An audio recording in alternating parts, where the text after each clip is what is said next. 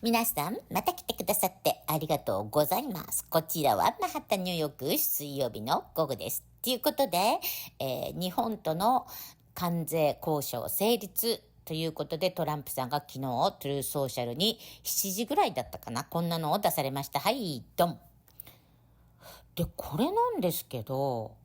私、ベッセントさんが、マリアさんが自民党大敗で過半数割れしたのにもかかわらず、まだ石破さんしがみついてますけど、みたいな感じで、これどういう影響があるんですかねって言った時に、すぐ決まるんじゃないですか、後押ししたんじゃないですかって言って、ちょっとどういう意味かなと思ってて、そしたらこれ出てきたんですよ。で、日曜日でしたから、月か、もう2日で決まったってことなんですけど、これ、日本で報道どうされてるのかなって思って、私はアメリカの報道を見てるから、やってやったぜ、史上最強だぜ、みたいな感じで言ってるじゃないですか。このトゥルーソーシャルも、もう史上最高のディールをつけてやった、みたいな感じで、5500億ドルも日本に私が指示した通りに投資をさせて、そしてその利益は9割がアメリカがいただくっていうことで、そしてEU が二の足踏んでるのと同じように、きっと日本も農産物なんかはアメリカはすごいその農薬とかもうバンバンホルモン剤とか使うから、やっぱりそれで抑えてた部分があると思うんですよ。それも市場開放されましたよ、さあどんどんじゃんじゃん農薬バッチリホルモンバッチリ輸出できるわよっていう感じになんとなく聞こえたんですよ、こっちのニュースを見てると。で、日本にとっての旨味はどこにあるのかなと思っていますので、もしかして、そうじゃないんですよ。これはね、こういうところが日本が旨味があって、そして、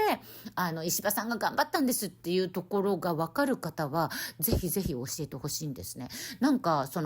やっぱり日本の旨味は言わないと思うんですよ。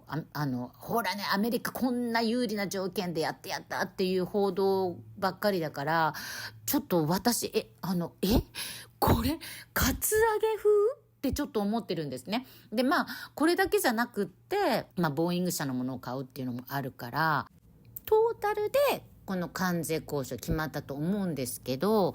いやいや、投資の世界は大体が、たとえ5000億ドルでも、1兆億でも、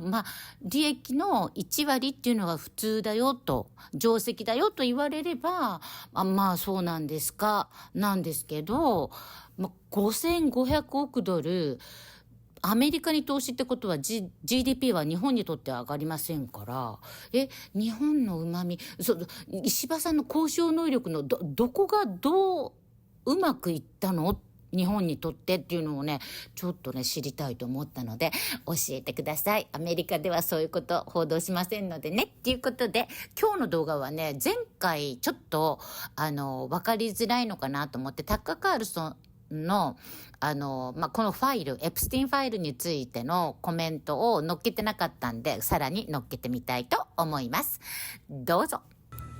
Something that you've said that always resonates with me is I don't want to be lied to, and I specifically don't want to be lied to by the very people who built careers, and I'm talking here specifically about Kash Patel, Dan Bongino, and many others who now work for the administration, who fed MAGA and the American people and promised them to get to the bottom of this, only to turn their tune immediately upon assuming office, lying before Congress, talking about this is an obvious case of suicide, going on the Joe Rogan podcast, and effectively asking for some level of trust that I don't give to any government official. FBI Director Kash Patel said, if I had this information, don't you think I would release it? No, I don't, because actually your actions now just in the last couple of days only vindicate the idea that this is not only a systematic government cover-up at the highest levels, not only involving sex trafficking, but going all the way up to the top levels of the U.S. intelligence, the Israeli intelligence community, implicating powerful people, billionaires here in the United States, former prime ministers of Israel, the prime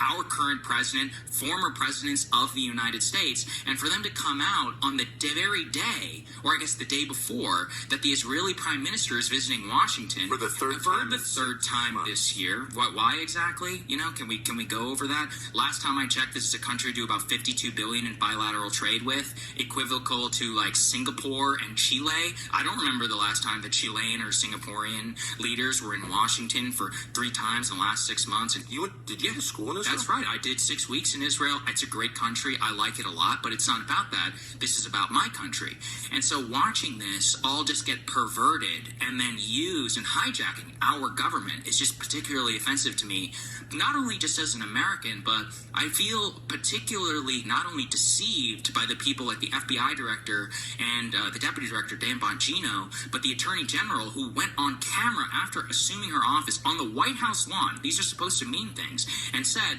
thousands of victims. We have the client list. We have the flight logs. She held a little press conference, whatever event, with so-called influencers in which she gave them the Epstein files, an infamous photo that was released. It turned out that that binder actually had redacted information in it, which was already public, just to demonstrate how they were turning the they're turning the White House effectively into a performative show and making, light of the fact that there are hundreds, if not thousands, of underage victims. And it's just not the victims, it's the fact that it extends to the highest levels of the elite, the transatlantic elite, and possibly even beyond that, from some of the richest men in our country, presidents of the United States, former prime ministers of Israel. We're talking here about Bill Gates, Leon Black, Leslie Wexner, the richest and most powerful people in the world, the Nobel Committee, the